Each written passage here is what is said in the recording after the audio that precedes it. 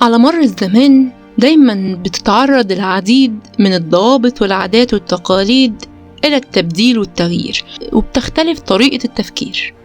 ولما بنبص لورا بنلاقي إن طبيعة الفكر والحياة السابقة كانت مختلفة كليا عن اللي احنا فيه دلوقتي.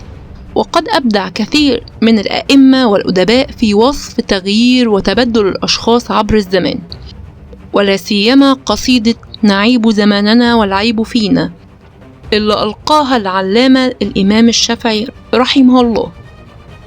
ما قامش الإمام الشافعي بإلقاء هذا البيت الشعري العميق جزافا، لكنه أراد أنه يوضح واقع أصبحنا نشهده في كافة العصور وعلى مر الأجيال، حيث أن الكثير من الأشخاص بالمجتمع دايما بيرجعوا تغيير أحوال ومواقف وأخلاق الأشخاص وقطع أوصال المحبة والرحم وانتشار الكره والأنانية إلى ما هو معروف باسم غدر الزمان. وبنلاقي البعض بيتفوه ببعض الأقوال وأكثرهم كبار السن زي الزمن اتغير، الله يرحم الزمن اللي فات وغيرهم. في الحقيقة إن كل ده اتهام باطل للزمن، لأن الزمن ما تغيرش. الزمن هو بساعاته وأيامه ولياليه، إنما طبيعة ونفوس البشر هي اللي اتغيرت واتبدلت.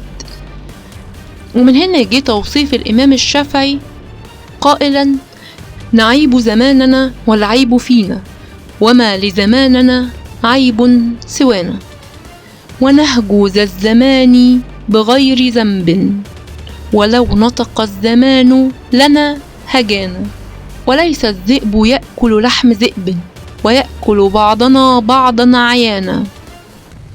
وفي الأبيات دي إشارة إلى أن الزمن واحد ما بيتغيرش، لكن طبيعة البشر هي اللي اتبدلت واتغيرت بمرور الزمن. علشان كده كتير من البشر بيقعوا في خطأ كبير جدا لما بيقوموا بسب ولعن اليوم أو الساعة أو الزمان، نتيجة لتعرضهم لحدوث أي شيء بيكرهوه، وده أمر محرم في الإسلام.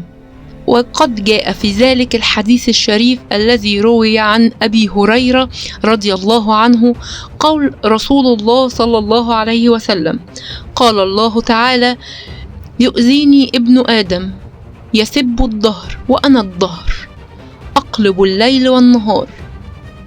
وده بيؤكد ضرورة أنه يحرص كل مسلم على الانتباه إلى الحقيقة، وهي أن الزمن ما بيتغيرش، لكن الإنسان هو اللي بيتغير سلوكه وأخلاقه وردود فعله نتيجة للابتعاد عن أصول دينه. فعلا نعيب زماننا والعيب فينا.